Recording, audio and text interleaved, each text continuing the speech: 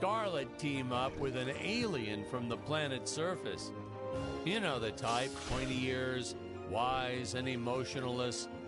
But then we came to our senses and realized that a giant tin can robot's way cooler. Besides, everybody was doing the alien thing back then. You know me, I'd rather be a trailblazer.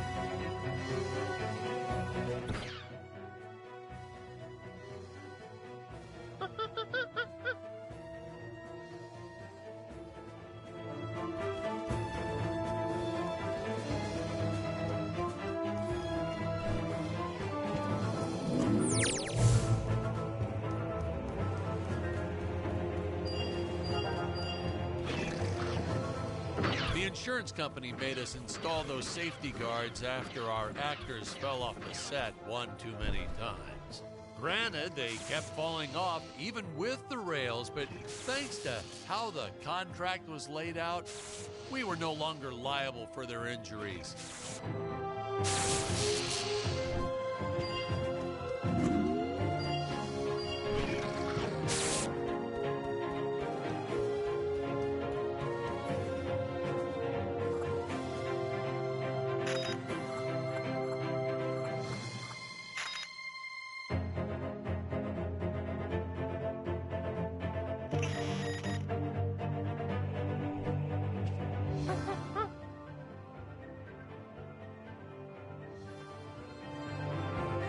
Well, ladies and gentlemen, I guess it's time to talk about the elephant in the room. Why on earth does this crazy film have title cards on screen when people are talking? You're thinking that, aren't you? I know you are. I would be too. Well, we had thought about making it a silent film at one point, so we shot a lot of scenes up close like this, with the dialogue written out for the audience to read. Well, when we swapped over to making a talkie, well, we just decided to keep on going rather than reshooting all those scenes.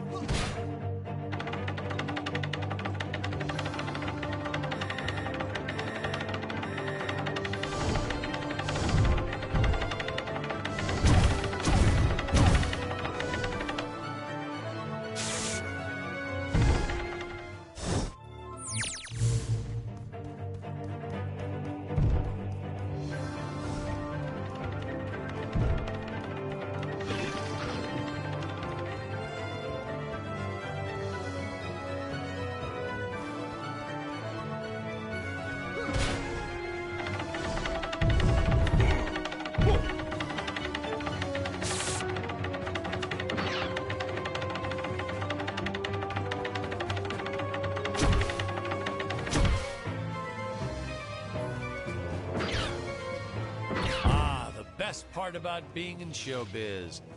Craft services. It's like never-ending supply of free food all day long. I never had to pay for a single meal. Hey, Patrick, I noticed you guys don't do that here in your studio. You should talk to your boss. Maybe even just a bagel station.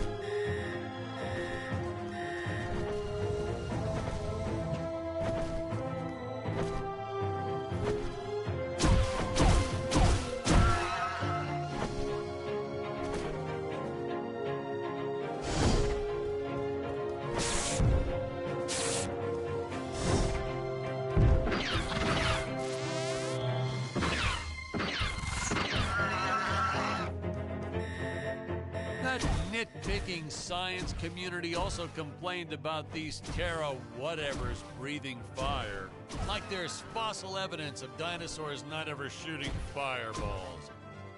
It's not like I gave them neck frills or had them spit poison or anything ridiculous like that.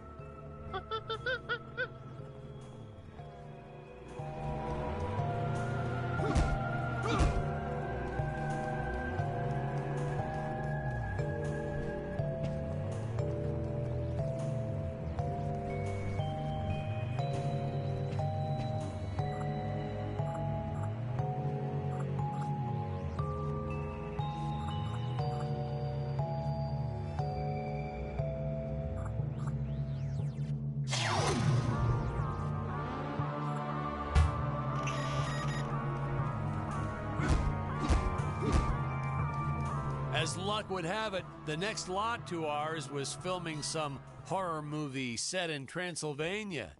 So we signed a soft contract with them to use their set after they wrapped for the day. And by that, I mean we kind of snuck in and filmed it real quick when no one was looking. I had my assistant Phyllis keep a lookout for the security guard.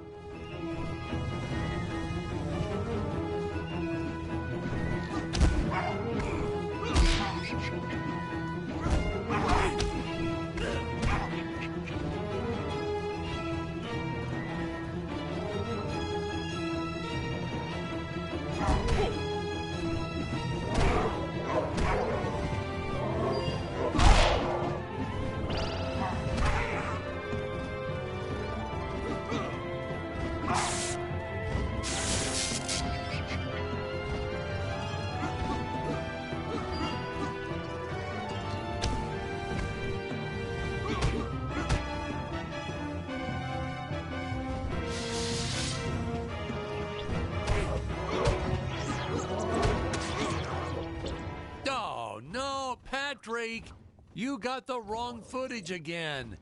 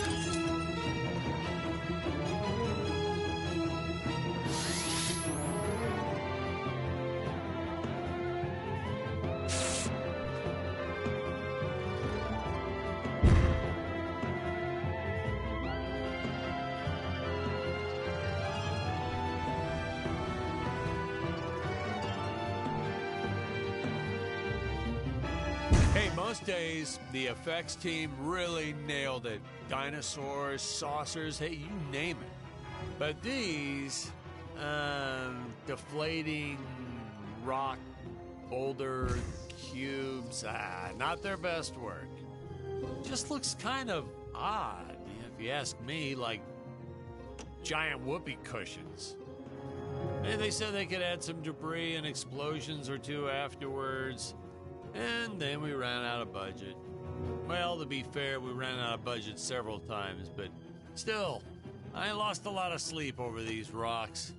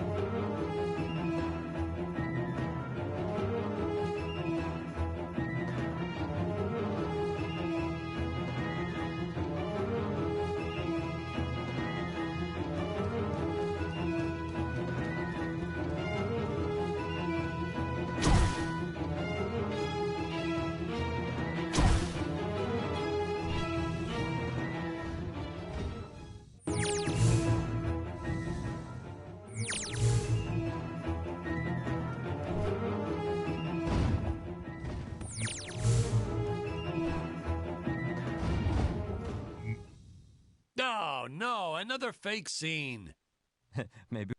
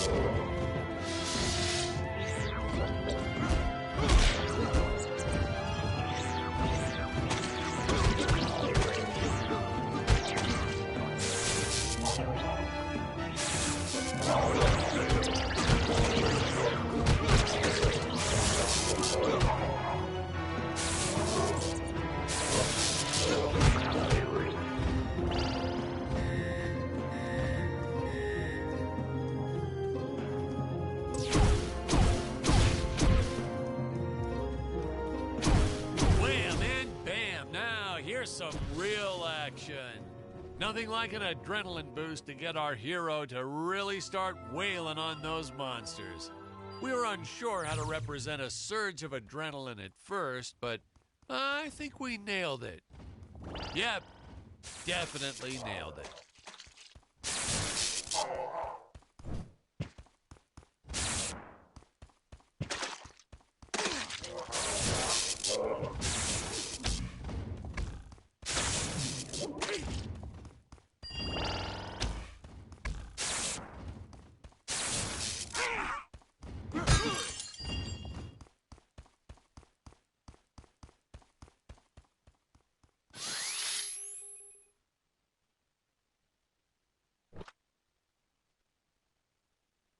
Hey, most days, the effects team really nailed it. Dinosaurs, saucers, hey, you name it.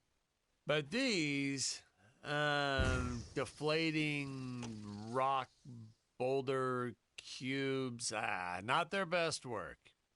Just looks kind of odd, if you ask me, like giant whoopee cushions. And they said they could add some debris and explosions or two afterwards. And then we ran out of budget. Well, to be fair, we ran out of budget several times, but still, I lost a lot of sleep over these rocks.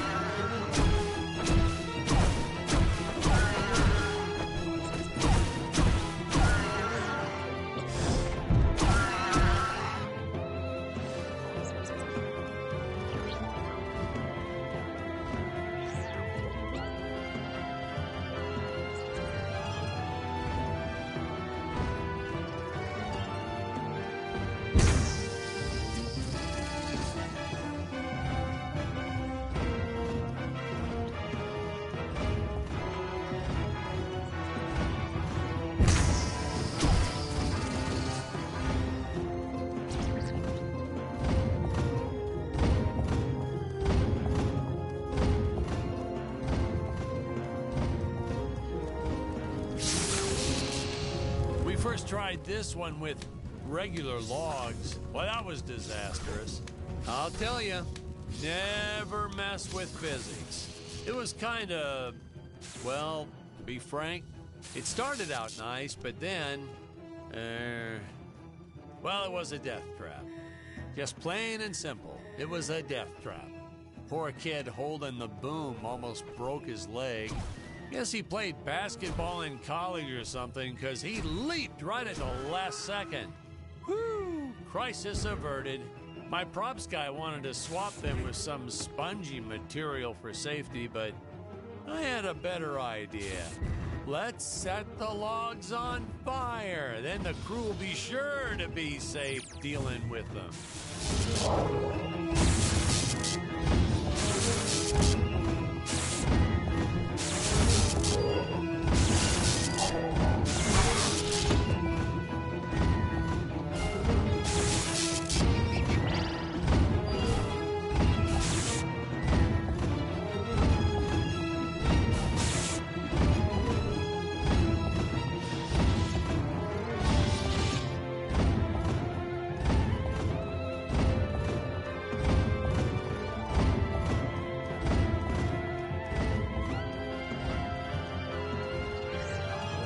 Say, you know what I was thinking? With all this jumping and climbing and jumping, Wouldn't this make a great video game? Isn't that what all those video games are about? Jumping around? Well, yeah, and killing. There's jumping too, but mostly the killing. What? Patrick, that's awful. What sort of example are we setting for our youth? Well, movies are pretty violent too. Your heroes have killed everything in sight. You had Dick shooting a dinosaur in the face in the first 5 minutes. Well, Patrick, that's different, you know? What we did on film, that was art. Video games aren't art.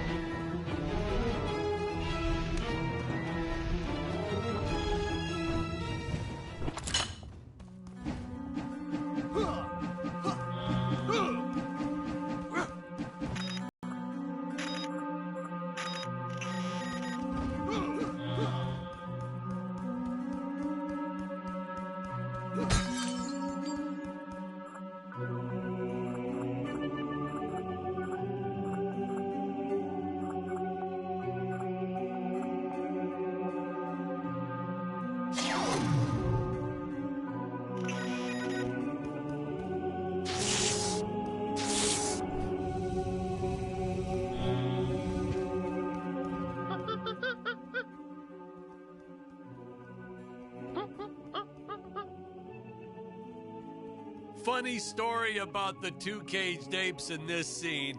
I had completely forgotten about them when we wrapped up filming on the set. Then we spent the next day doing a location shoot. So, suffice it to say, our return to the studio was met with a couple of grumbling tummies complaining about unsafe work conditions, human rights, yada, yada, yada.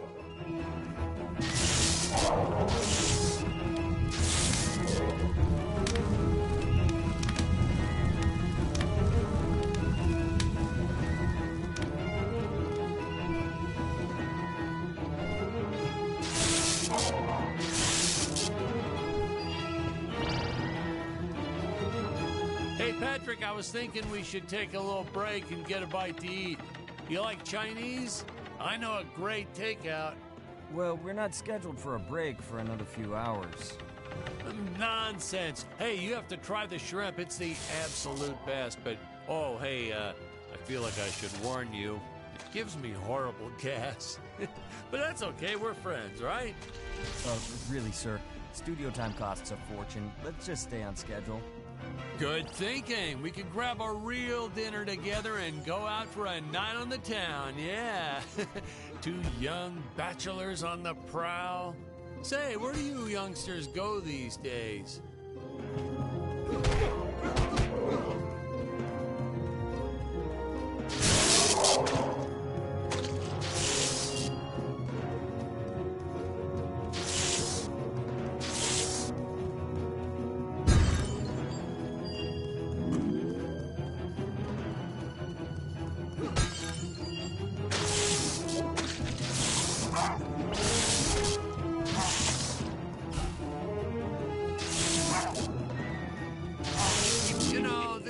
May not have made the big splash in Hollywood or even made the budget back for that matter, but hey, in the end, I think it was still worth making just for those die-hard fans that really love it.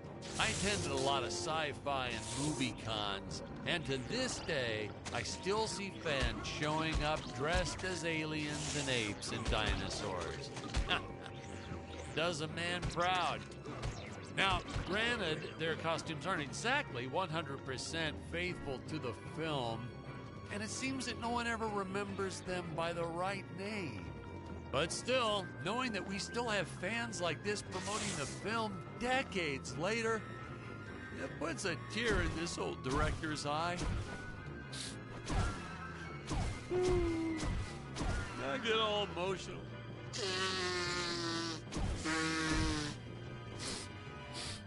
Okay.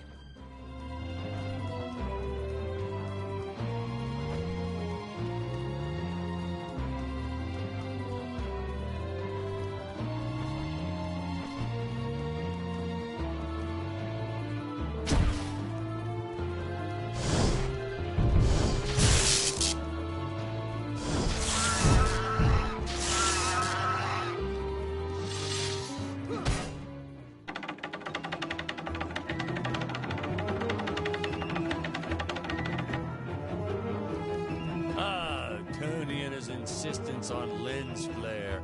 I tell you, some days it felt like he was trying to be the director.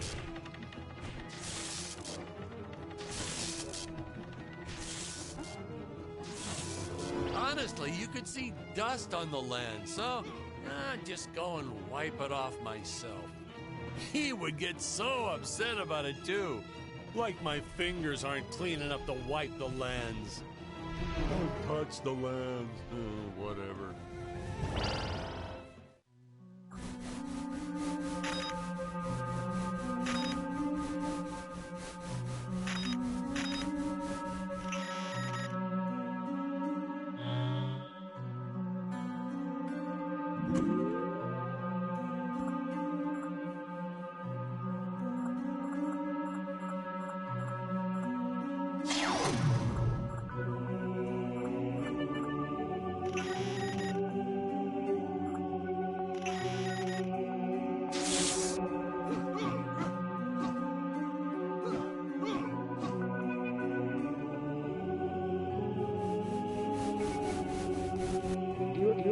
Danger.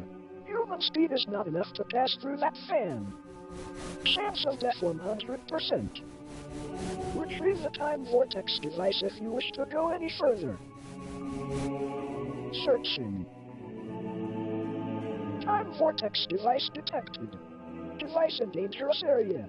Nuclear amps everywhere.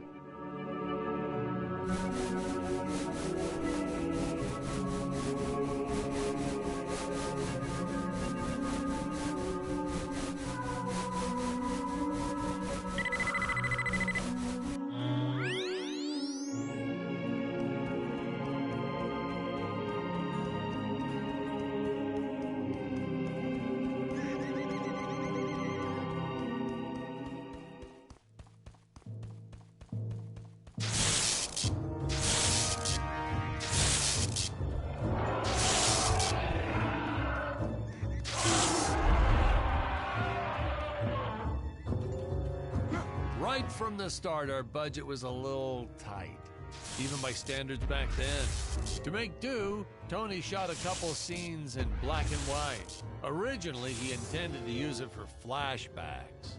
But then I had to break it to him. Our film doesn't have flashbacks. We almost made it a silent film just to cut costs. So, do we get any backstory on Dick? Why'd he travel to Gravoria in the first place?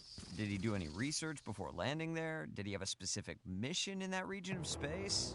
Patrick, if you keep getting bogged down by the details, how will you ever learn to just sit back and appreciate the work of art for what it is?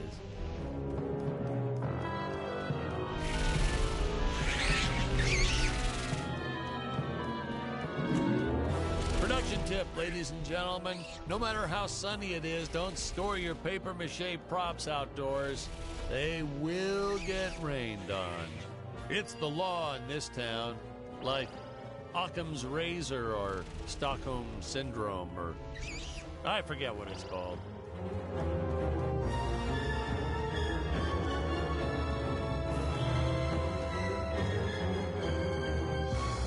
What in the cosmos? It's my co-pilot's body! I believe that I can repair him. Oh no! I am trapped!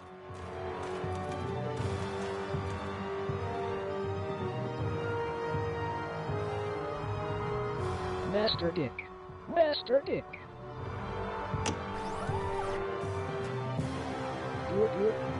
Functions restored.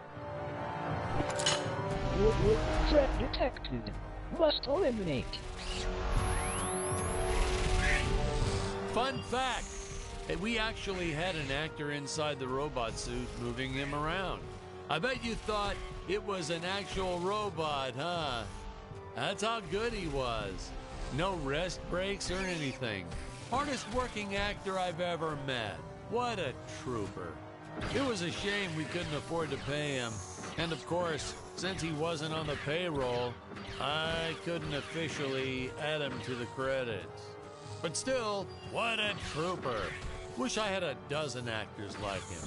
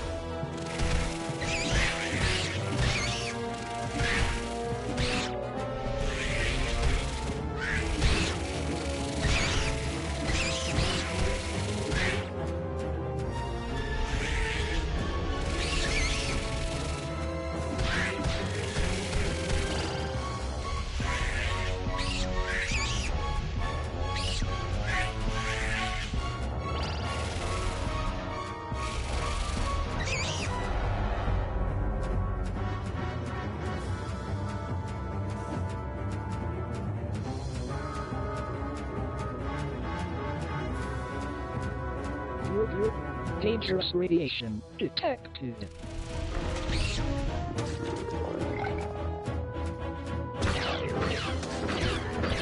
No, we didn't use the same material for the toxic waste as we did the slimes. I mean, why fake something when you have the real deal available? We found a place where people were just dumping the stuff away for free. I was hoping the crew members handling it might get some cool superpowers from it, but no, nothing like that.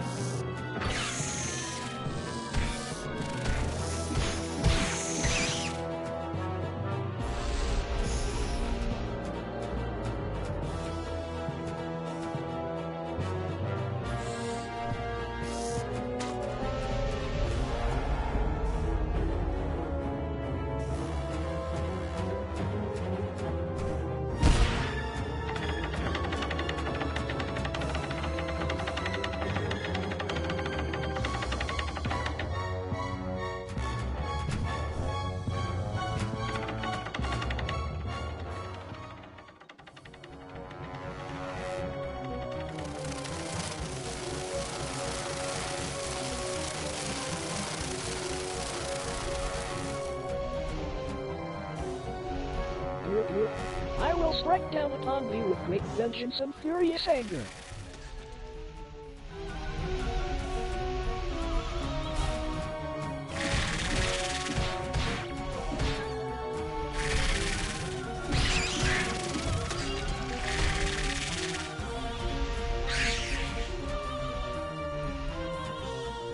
Oh, Robot, you're all right! And you saved the day. Threat eliminated. Looks like the Emperor's days are numbered. At long last, we have assembled our team. A lot of reviewers and fans, too, always wondered why we shot so few scenes with all three heroes in it together. I mean, we did our best to explain it, something about the sleep chambers or staying back to protect the ape village. Really, it was just logistics. Jonathan had bowling league on Tuesdays and Thursdays, and Stacy had her karate Monday, Wednesday, and Friday. Honestly, we almost never had all of them on the set at the same time. Our robot actor was in some religion that only allowed him to work on Sundays. I'm still a little skeptical about that one, though. Sir, it's just a guy in a suit. Couldn't you have gotten just about anyone to stand in as the robot? See? That's why you'd make a horrible director, Patrick. His touches were subtle, to say the least. But he really brought a lot of character to the robot role.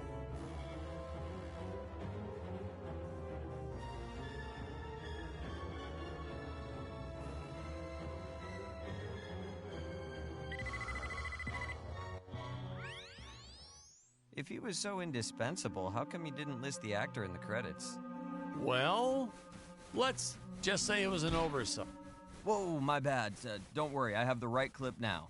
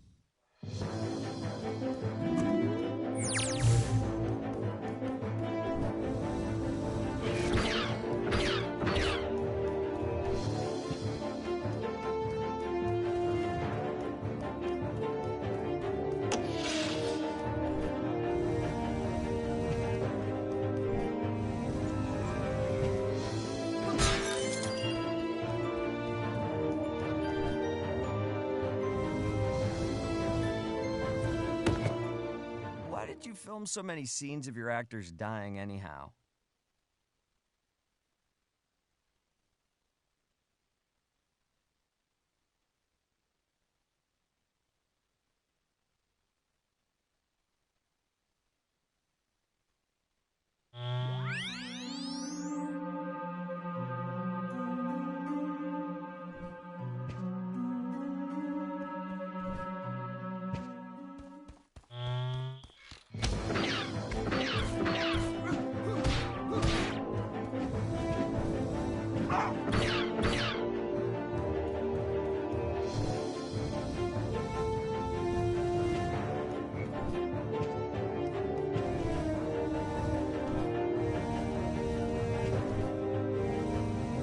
Oh, yeah, another sea monster shot.